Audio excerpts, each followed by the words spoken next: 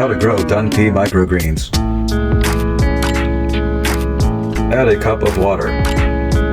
Add water to the edge of the tray. Switch the tray around to get the bottom wet. Use tweezers provided in kit. Open. Now we will pat down the triangles.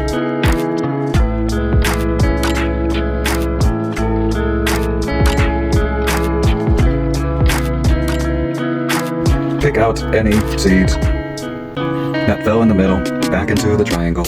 Now we spray with water. Cover your tray with the lid at an angle to allow air to flow. To cover darkness, place another container on top of this container.